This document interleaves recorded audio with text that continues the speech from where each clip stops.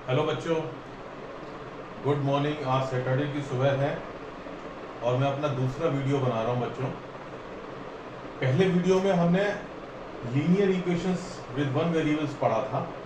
हमने पूरा कंसेप्ट समझा था इसको, और आई होप कि आप लोग अगर उस वीडियो को, क्योंकि इस वीडियो को देखने से पहले आपको पार्ट 1 वीडियो देखना बहुत जरूरी है। ये पार्ट 2 है। इसकी विशेषता ये है, इसमें केवल 4 सवाल मैंने मेंशन किए हुए हैं और मैं ये गारंटी करता हूं, ये मैंने बहुत सोच समझ के 4 सवाल लिखे हैं इस चैप्टर से।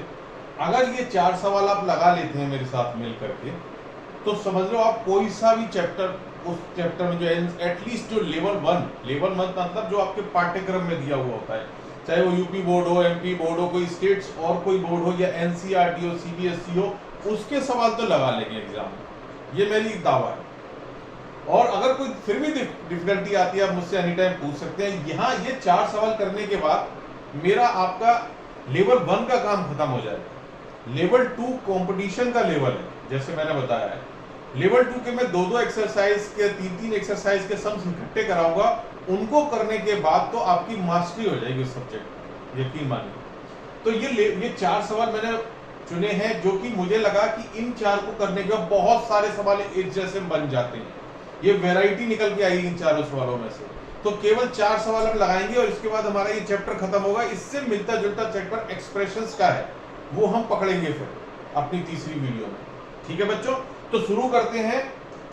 इस फिर से बोल रहा हूं, इन 4 सवाल को लगाने से पहले आप पार्ट 1 का वीडियो जरूर देख लीजिएगा, उसके बाद ये हम करते हैं। तो पहला सवाल हम लगाने जा रहे हैं, आप देखिए कैसे करते हैं। यहां पर हम करेंगे एक एक करके। ये मुझे सबसे इंटरेस्टिंग सवाल लगा, इसमें बहुत कुछ दिया हुआ है। बाकी सवाल अगर ये लगा लेंगे तो बाकी बहुत सिंपल है सारे। ठीक है, तो हम इसको लगाते हैं।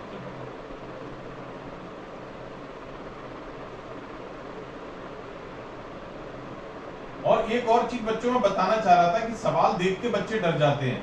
यकीन जानिए, सवाल देखने में जितना बड़ा होता है, करने में वो उतना ही सिंपल और आसान मिलेगा आपको। और जो सवाल छोटा दिखेगा वो लंबा हो जाता है। तो पहला सवाल ये है, इस पर कई जगह ये वेरिएबल्स m दिया हुआ है, राइट साइड में भी है, लेफ्ट साइड में भी है। तो बच्चे देख के घबराए ना। तो हम कैसे करेंगे, देखिए इसको कैसे सिंप्लीफाई, मैंने बताया था बीच में इक्वल का साइन है, तो यहाँ पर और करके सिंप्लीफाई कर सकते हैं। इसमें हम देख रहे हैं कि यहाँ m है, यहाँ वेरिएबल है, यहाँ वेरिएबल है। तो हम एक तरफ सारे वेरिएबल्स को लेके आ जाते हैं, जिससे कि सारे वेरिएबल्स एक तरफ आ जाएंगे और एक तरफ ये कांस्टेंट 1 रह जाएगा। तो हमारे लिए थोड़ा इजी हो जाएगा। ठीक है, और ये माइनस का साइन इस पूरे पर एप्लीकेबल है, ध्यान रखिए। ये गलती मत करिएगा कि केवल इसके संग जोड़ दिया और यहाँ है। अगर इस ये एक तरीके से लाइन नीचे है डिवाइड की, तो ये इस कंडीशन में है, मान लीजिए। ठीक है, तो हम इकट्ठा कर लेते हैं। हमने जैसे बताया था कि हम इंटरपोज भी कर सकते हैं, इसको इधर भी ला सकते हैं राइट साइड में, या सीधे हम ये कहते हैं कि दोनों साइड में हमने m-2/3 ऐड कर दिया सिंपल। तो जब ऐड करेंगे तो ये प्लस के साइन से कट जाएगा और यहाँ पर ये आ जाएगा, या सिंपल इसको इधर लाएंगे तो साइन चेंज हो जाएगा और ये m-2 हो जाएगा।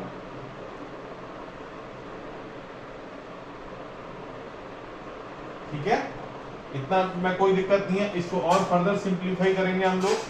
कैसे, देखिए एलसीएम ले लेंगे हम, बहुत सिंपल है। एलसीएम के लिए हमको सबको लेना आता है। यहाँ मान लो 1 है, 1 2 3 6 है सीधा, तो ये 6m हो जाएगा। ठीक है, माइनस यहाँ 3m-1 plus 2m-2। I think LCM लेना तो आपको सबको आता ही होगा इस क्लास में। अब हम सिंपल देखिए, कुछ भी नहीं है। यहाँ 6m है, ओपन करेंगे, यहाँ 3m है, यहाँ प्लस का 3 हो गया, देन यहाँ 2m है और ये माइनस का 4 हो गया, यहाँ 6 हो गया, यहाँ 1 हो गया। ठीक है, और सिंप्लीफाई कर लीजिए। ये प्लस के 2m है तो 6 के m 8m हो गया, और यह माइनस के 3m है तो 5m रह गया। यहाँ प्लस 3 है, माइनस 4 है, तो ये घटा तो -1 रह गया। अब फिर वही चीज हम ये एक तरीके से अगर इसे ब्रैकेट में माने, तो अगर हम इस तरफ भी 6 से मल्टीप्लाई करें तो यहाँ भी कर दें, कोई बात नहीं होगी। क्यों किया, क्योंकि ये होगा।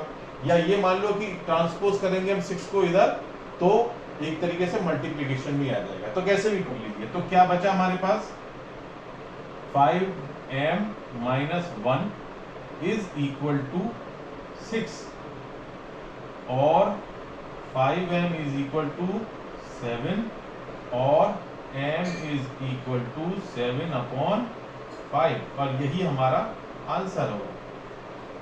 ठीक है, एक बार दोबारा से देख लीजिए, हमने सब सही किया है। 6m लिया है, 6m minus 3 minus 1 m minus 2 plus का था 2, 6m minus 3m plus 2m minus 4 6, हमने ये 6 था, दोनों तरफ 6 से मल्टीप्लाई कर दिया, ये 6 कट गया, 6 7, बिल्कुल ठीक है।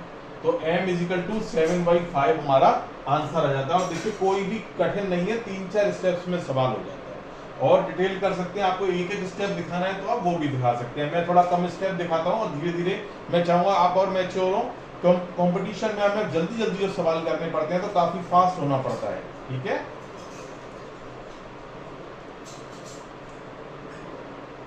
तो इस सवाल को अगर हमने कर लिया तो हम इस तरह के सवाल आपकी बुक्स में इससे इजी ही दिए हुए हैं, कोई डिफिकल्टी नहीं होनी चाहिए और सवाल को लगाने। अगर है मेरे को मेल करें, मेरे को डिस्क्रिप्शन बॉक्स में भी लिख के भेज सकते हैं।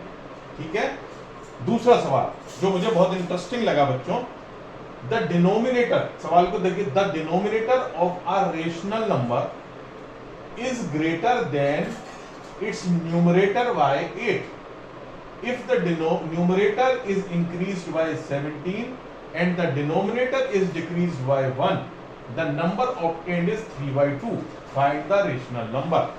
ऐसे बहुत सारे सवाल बन सकते हैं, कैसे करेंगे देखिए, लगता बड़ा है सवाल, होता कितना सिंपल है। आपके लीनियर इक्वेशन केवल वन वेरिएबल में है, बहुत आसान से बनते हैं। The denominator of a rational number is greater than numerator, numerator ऊपर होता है, डिनोमिनेटर नीचे होता है, सबको पता है। ये कहता है कि denominator of a rational number is greater than it's numerator bye 8। मतलब ये है कि मान लीजिए कि ऊपर की संख्या अगर न्यूमरेटर की x है तो डिनोमिनेटर क्या है, is greater than numerator bye 8, x plus 8 हो गया वो। ठीक है, बिल्कुल ठीक है। If the numerator is decreased bye 17, अब आगे क्या कह रहा है कि अगर मैं न्यूमरेटर को 17 से बढ़ा दूं, if numerator is increase by 17, मतलब अगर मैं इसको 17 कर दूं न्यूमरेटर को। ठीक है, पहली संख्या तो लिखते हैं, हम अलग से लिख लेते हैं, चलो इसको, कि ये हो गया x प्लस 17, और क्या कहता है, and the denominator is decrease by 1, मतलब डिनोमिनेटर तो ये था x प्लस 8, तो हो गया x plus 8 minus 1। The number obtained is the number obtained is 3/2, तो यहां जो नंबर आएगा ये 3/2 है। x प्लस 8 था, कंडीशन के हिसाब से ये ओरिजिनल था। कहता है कि इसको 17 से बढ़ा दूं और डिनोमिनेटर इज डिक्रीज बाय 1, तो 3/2 आ जाता है। बस सिंपल इसको सॉर्ट आउट करना है। और x प्लस, देखिए एक दो लाइन के सवाल है केवल, या x प्लस 8 माइनस 1 है तो x प्लस 7 हो गया, इज इक्वल टू 3/2। ठीक है, अब हम बिल्कुल सिंपल ट्रांसपोज भी कर सकते हैं, ऐसे क्रॉस मल्टीप्लाई भी कर सकते हैं, या फिर हम क्या करें कि हम इसको हमने 2/3 से मल्टीप्लाई कर लिया, इसको भी कर दिया, ये दोनों कट गए, एक रह गया, और क्या बना, x प्लस 17 2 या 3x प्लस 7। ठीक है, ये 2/3 ये तो कट ही गया, ये 1 आ गया। अब फिर हम वही कर सकते हैं, इसको हम अगर यहाँ पर डिवाइड में है इस तरफ लेके जाएंगे तो मल्टीप्लाई में आ जाएगा, तो 2x plus 17 into 34 is equal to, ये पूरा इधर जाएगा तो 3x प्लस 7 3 जा 21। ठीक है, उसके बाद क्या हुआ, x को आप एक तरफ इसको माइनस 3x कर दीजिए, इसको माइनस 3x कर दीजिए, तो ये कट गया। यहाँ 2x minus 3x minus x, अब आप थोड़ा मैच्योर हो गए होंगे तो फटाफट कर सकते हैं, और इज इक्वल टू 21, और लास्ट में minus x is equal to, अगर हम इसको माइनस 34 कर दें, इसको माइनस 34 कर दें, तो ये कट गया। x को अकेला लेके आना है तभी तो हम वैल्यू निकाल पाएंगे, तो ये हो गया माइनस का, यहाँ सॉरी 2x माइनस x हो गया, और यहाँ पर आप देखिए क्या बचा, ये हो गया आपका 21, 21 माइनस 34, 34 में से गया 13 और 1, माइनस माइनस साइन प्लस हो गया, तो x इज इक्वल टू हो गया 13। एक बार चेक कर लेते हैं हम इस सवालों को कि x plus 17, x minus 8, then हमारा x प्लस 17 2/3 कर दिया हमने, यहाँ 2 था, यहाँ 3 हो गया, 3x प्लस 21, 2x प्लस 34, ये से काट दिया हमने, minus x plus 34 is equal to 21, then हमने माइनस 34 किया, यहाँ माइनस 34 किया, ये कट गया, यहाँ से कटा माइनस 13 बचा, x इजिकल टू 13। सवाल को करके देखिए, x की वैल्यू यहाँ पर रख के देखिए आप, x की वैल्यू 13 आई और ये आई x प्लस 13 प्लस 8, 13 प्लस 8 कितने होते हैं बच्चों 21, ठीक है, नंबर हमारा ये था। अब हम इसका जो कह रहा था कि अगर मैं इसको 17 से बढ़ा दूं, इसकी कंडीशन देखिए, और इसको 1 कर -1 कर दूं, तो ये हो गया हमारा 17 13 30 और 21 माइनस 1 20, 0 0 कट गए, 3/2, जो कि उसने बोला था। हम अपने आंसर से सवाल को चेक भी कर सकते हैं। देखा बच्चों, तो हमारा आंसर क्या था, x की वैल्यू 13 और हमारा रेशनल नंबर क्या बना 13/21, ये से वैल्यू रखेगा, ठीक है। सिंपल तो मैं आपको करके दिखा रहा हूं, अदरवाइज सिंपल x की वैल्यू 13 आई, 13 बटे 13 प्लस 8 मतलब 13/21 is the rational number. This is your answer. सवाल बहुत सिंपल है, थोड़ा सा सोचने की जरूरत है। कंसेप्ट्स अगर हमारे क्लियर होंगे तो हमें किसी भी सवाल में कोई दिक्कत आने वाली नहीं है। देखने में सवाल जितना बड़ा लगता है बच्चों, करने में सवाल उतना ही सिंपल होता है। बस फॉर्मूला या जो हम इक्वेशन बनाते हैं वो सही बननी चाहिए। पहली गलती हो गई तो फिर गलती होती चली जाएगी, और आंसर से क्रॉस चेक भी कर सकते हैं।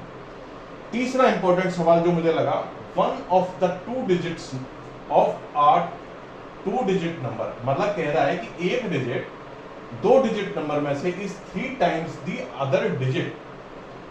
2 डिजिट नंबर है भाई, जैसे फॉर एग्जांपल 43 होता है, इसे हम वंस बोलते हैं, ठीक है, इसे हम टेंस में बोलते हैं, इससे आगे नहीं पढ़ रहा। अब जैसे 43 को कैसे लिखते हैं, मैंने पहले भी इस तरह का कराया था, 4 × 10 + 3 × 1, ठीक है, ये उसी कंसेप्ट है। तो कहता है कि 2 डिजिट नंबर में से एक डिजिट जो है दूसरे डिजिट की 3 टाइम्स है। मान लो कि 1 प्लेस पर x है, ठीक है, आप लिख भी सकते हैं, सवाल को लिखना जरूर है, मैं शॉर्ट में करा रहा हूं कि 1 प्लेस पर 3x है, तो जो 10 प्लेस पर 3x हो गया।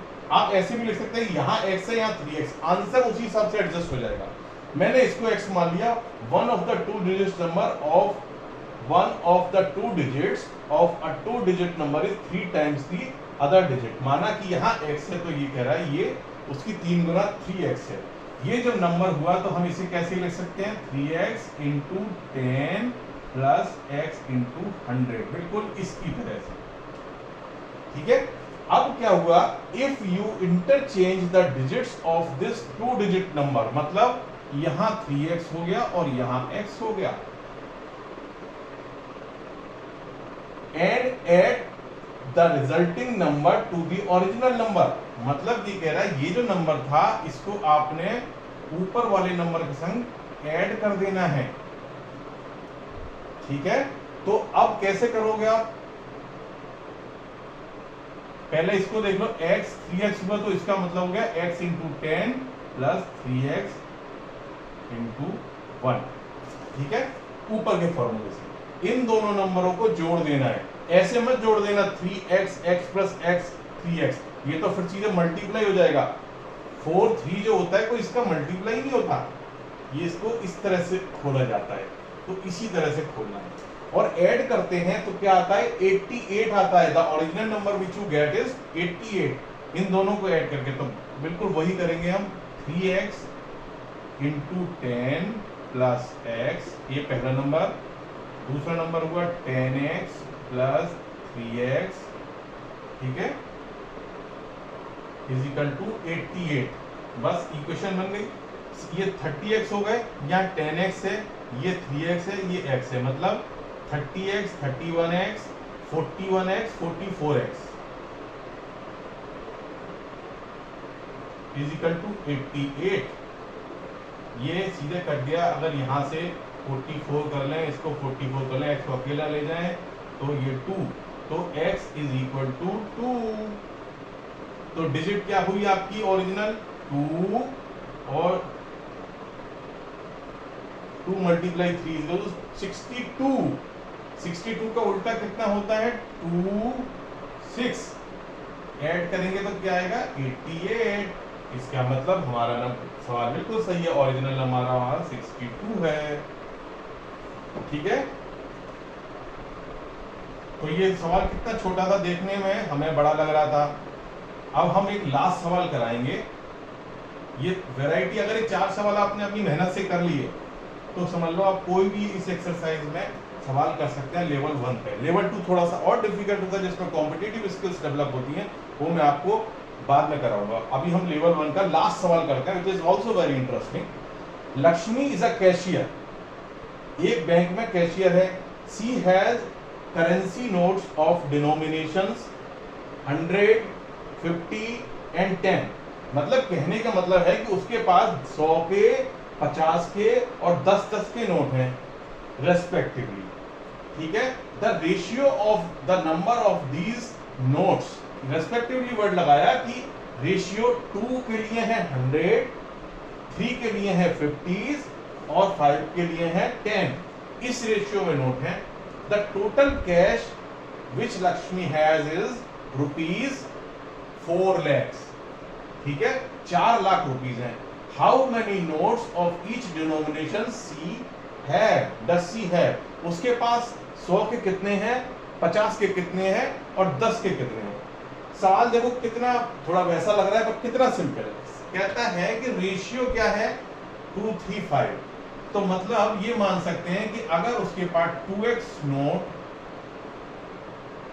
100 के हैं तो उसके पास, अगर ये 2x नोट 100 के हैं तो 3x नोट उसके पास होंगे 50 के और 5x नोट उसके पास होंगे 10 के। यही तो मतलब होता है रेशियो का, कि रेशियो के संग एक कांस्टेंट लगाए जो तीनों के संग मल्टीप्लाई होगा। जो फैक्टर है वो तीनों के संग 2:3। अगर 2 देते हैं तो 2x बाई 3x मान लेते हैं। तो मान ला कि 2x उसके नोट है तो उसके नोट हो गए 3x, उसके नोट हो गए 5x। इस रेशियो में थे 2, 3, 5 के मतलब ये हो गया नोट। अब ये नोट 4 लाख, देखो इक्वेशन बनाने के लिए उसने यहाँ पर हमको दिया हुआ है कैसे 4 लाख है। कैसे 2x तो हो गए बच्चों नोट, देखना समझना, ये नंबर ऑफ नोट्स है। हम इसको 100 से मल्टीप्लाई कर देंगे। 3x है 50 के notes, number of notes multiply by value of note. इसी तरह number of note multiply by value of note. तो ये सारी वैल्यू निकल के आ गई पूरी। ये किसके बराबर है 4 लाख। बस इक्वेशन रेडी है हमारी। अब क्या कर रहे हैं, देखो कितनी सिंपल है, कोई इसमें डिफिकल्टी नहीं है। ये हो गया 200, ये हो गया 150 और ये हो गया 50। तो मतलब